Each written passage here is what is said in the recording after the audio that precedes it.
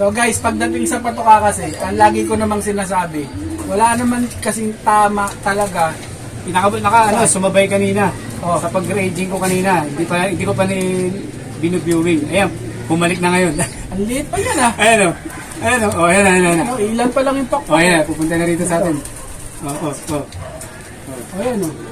Parang 1 month pa lang ata yan. Ayan na. Wala Sumabay pa. kanina, pag-release ko kanina umaga. Oh. Lumayo. Yan nga sabi ko sa iyo, di ba? Lumayo. O ayan, bumalik. Tibay ng homing. Inakay pa tayo. Parang wala pa atang 1 month to. 1 month na bro. Wala pa, umiyak pa yan. Kaya nga, ang liit pa ng mga pakpak. Oh, umaga ko pinakain ito, nakawala. Oh, Sumabay sa raging. Oh. Napapagbukas ko sa release ko. Sumabay to. Sumabay, lumayo, dinayo. O yan. Ngayon lang umuwi. Ito, may mga siguro 1 month na to. O yan, nakasing-sing pen. Ito, kakababa lang kanina. Ito, Ayan. legal pa. Yan nga, no? So, Walang pitik. Wala pang nakadayo. Yan. Ganda lang homing ng ibon. Yan, oh. Paano lang eh.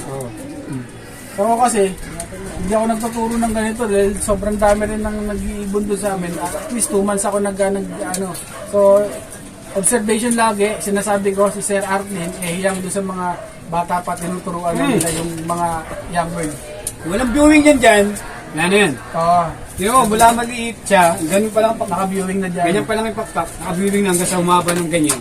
Saan ko ilalagay ganyan? Kitang-kita na nila. So, ayan. So guys, yung sistema ni Sir Artlin, so napakasimple lang din. So lagi ko na sinasabi, simple lang din ang sistema na ginagawa nila. So kagaya ng mga magagaling na nag-iibon, sistema nila simple lang din, basic. Pero kasi, ang lagi kong sinasabi, yung bloodline at bloodline pa rin at kung gaano mo katagal na hawakan yung ibon para malaman mo na magaling talaga siya sa'yo. Diba? Ang bloodline pa rin.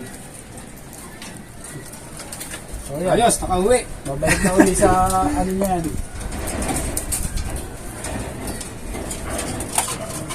So yun lang ginagawa mo bro, patoka, ano lang. Yun lang, ganun. Di ako wala namang bilang dito na patoka ng halo-halo. Saka wala ko alam paano paghalo. Kaya nga guys, ang sinasabi ko lagi sa mga fancier o yung mga newbie dyan, wala, para sa akin wala naman kasing tamang patoka. Wala naman talagang tamang halo ng patoka. Kasi yung binibili mong flyer mix ngayon, nakita mo ganyan ang halo, baka next week o ilang araw lang, iba na naman ang halo niyan kasi hindi naman sila consistent talaga maglabas ng patoka. Minsan makikita niya puro trigo nga eh. Minsan puro marami sorgo, maraming trigo. So walang consistent talaga na halo ng patoka. So yung iba, kung sakaling malaki yung kumpanya, nauubusan din naman ng ibang grain sila. So yun na kung ano lang yung meron, yun lang ginagamit nila. Pero ang napansin ko sa mga fancier na napuntahan ko na rin, hindi talaga nawawala yung sunflower. Lahat naman. Kasi maganda sa balahibo nila sa katawan nila, oisid yung sunflower. So, sir, may dumating na Nalit yung isang gwardya. Nalit yung isang gwardya, may dumating na rin. Sir, saan ka ang pangalan, sir? Shout JB. JB? JB de la Cruz. JB de la Cruz. So, isang magandang lalaki. Saan ang lalaro, bro? Ganun din sa nilalaro. BFRC? Newbie lang. Newbie lang. BSRPC? Opo. Newbie lang. Bago pa lang siya. Mga mentor ko po sila. Ayos napunta ka sa tamang daan. Swerte lang. Hindi na pinahirapan. Hindi na. Develop lang. Ito, shortcut na eh. So guys, kung gusto niyo gumaling, punta kayo sa mga taong magagaling. Ganun lang naman lagi ang kung gusto niyo yumaman, di ba? Punta kayo sa mga taong mayaman, tignan niyo kung paano sila yumaman. So, kung nagkakalapati kayo, kung gusto niyo gumaling sa kalapati, punta kayo, makipagkaibigan kayo doon sa magagaling magkalapati. So, yun lang yung talagang daan na para mas mabilis kang sa pagkakalapati. Meron pa tayong isa, bro. Pasok ka, bro.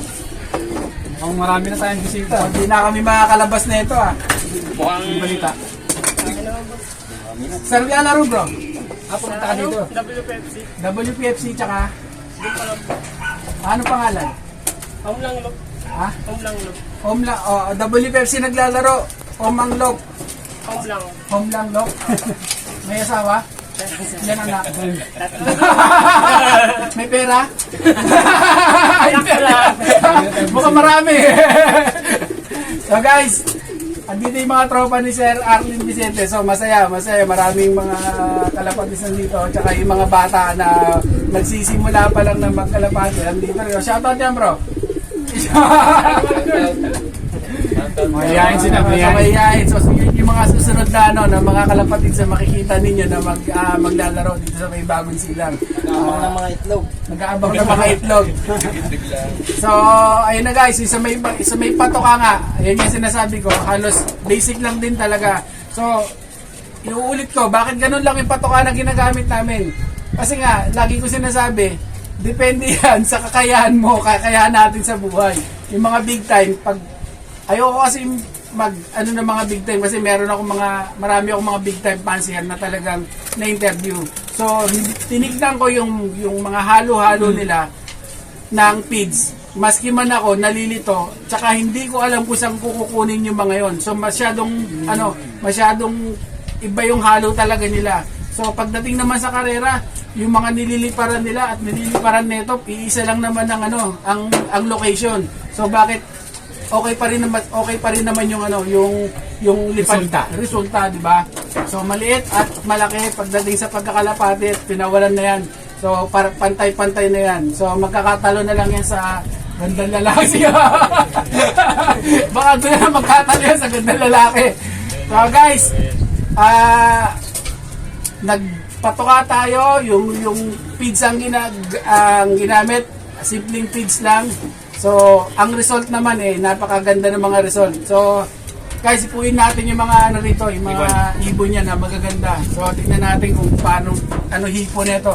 Kasi yung mga in-interview ko ng mga fancier, hinihipo ko yung mga champion bird nila. So, tinitignan ko Ito yung pinaka-foundation ko. Na hen.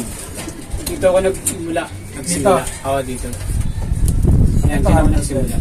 Yan yung pinaka... Ito na talaga katawan niya, no bro? Oo. So, Yan. hindi siya talaga... Yan yung mga nanay ng mga nag-champion. Champion sa MMFC. Lahat. Yung tinawag na Android, anak niya. Yung tinawag na Pogi, anak niya. Yung tinawag na namin Jordan, Pogi? anak niya. Pogi pa ba sa atin yun? Kaya ako tinawag na Pogi yung kasi ang pangit niya. Kasi Kasi yung sa Dragon Ball, di ba, tawag dun sa isa, Master Pogi. pangit na Master Pogi, pangit Pogi. so ito yung yung pinaka-breeder niya. Foundation bird. Yan. Yan yung pinaka... Hen. Hen, oo. Yan.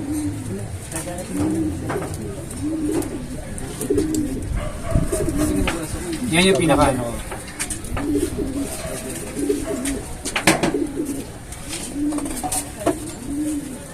Yan, halos lahat ng anak. Tapos sa breeder, halos lahat ng anak niya ginagamit ko sa pagbe-breed. Nagkaanak din ng breeder. Nagpapasa talaga ng Pasa, tapos kahit yung pinaka-apo, ginamit ko rin, nag-winner pa rin. magandang foundation bird. Meron kasi talaga mga ganyan eh. Anong kak ang ginagamit mo? Kung sino-sino na lang kung sino yung gusto mong... Hindi, yung ginagamit kong kak na foundation, blue bar, yun yung sinasabi mo, di ba? Yung yun. Na, yun. Yung kapatid niya, no? Kapatid niya, yung kapatid niya. Asa yung kapatid niya? Yung kapatid niya nasa hiraman sa kumpare. Sa kumpare natin. Kumpare natin. Kay paring matmat. Meron ng kumpare natin. Pero kapatid yun. Halos same lang sila. Pwede natin hawakan yun. Yun. So, yan. Kahit yung kak na yun, nag-winner din ng mga anak. Straight lock ng south, straight lock ng north. North and south. Oo. Tapos hindi ko yung pupuling mo. Yes. So, mula malapit hanggang dulo meron siyang May speed na. May speed. Ayan.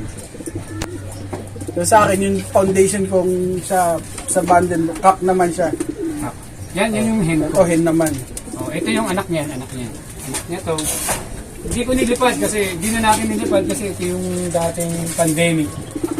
Ano to, 4 sila magkakapatid. Ito ang tinira ko. Ito, kak. Anak na rin ng champion sa MMFC, ng 9 overall sa MMFC. Ito, kak. Lapwin na Santa Ana yung magulang. Pero ito hindi ko nilipad. Stock Kasi kaya ko yung stock, nasa kanya yung nakikita kong gusto ko sa ibon na sa magkakapatid. Ano ba gusto mo? Oh, ayan na. Yun yung tinasabi ko sa ano na. Dito. Ganyan. Ay, Dito yan sa baba eh. tawag dito. Baka bullpen. Eh, yung tinatanong ko sa kanila, ano, sasabihin na ba natin? Hindi, alam naman ng lahat yun. Oo. Kaya lang, hindi rin nila sinasabi. So yung dati kasi nagpunta ako kay Sir Jose Torres, meron din siya mga sinasabi. Ang sinasabi niya sa hipo ng ibon na gusto niya. Ito. Anak din niya yun, anak niya rin to. Ito, dating hipo ko rin to nung binlag ako ng Chindalang. Ayan, Ito yung pinaka-favorite Shout ko. out kay Ma'am Cindalangin. Ito yung pinaka-favorite ko talaga ito. Anak niya yan. Naganak ng... Anak. Anong anak? Kanino anak to? Yun. Ano, ito. Yung foundation niya. Magkapatid yan. Magkapatid. Ito kak. Oh. Parehas kak to. Oh, parehas ano to ha? Walang lipad. Pero nagpo-produce na. Oo, yung mga namilipad ko, yung mga champion, yun mga ni-out ko kasi syempre hindi naman tayo mayaman kaya benta natin yung ipon. Oo. Eh ang bumibili naman yung mga tropa naman, bumibili naman. Nasa kanila rin naman. Ayos ah. Sino ba yung mga tropa mo na yun? Baka okay. mga mapuntahan natin. Ibig sabihin maraming pera yan. Ito, yan. Yan yung tatay nung nag-port overall ko sa BFRC. Yan. Lahat is masang race. Si Sir Jose Torres, ang sinasabi niya sa hipo doon sa mga ibon. So gusto niya yung makapal yun dito. Kasi nga, yan yung bumabalanse dito sa pagka lumilipad sila lalo sa mga smash race. Ito yung bumabalanse sa pag-control ng buntot. So yun yung sinasabi niya. Ayaw niya rin ng ibon na mahaba yung leeg. So ganito lang. Ay siya? Sabi Oo, ayaw niya yung mga... Hindi naman daw kasama yun sa paglipad yung mahaba leeg. So yun. What's up, mga kaibon? Please like, share, subscribe, and don't forget to hit the notification bell down below para ma-notify kayo sa mga bagong videos namin!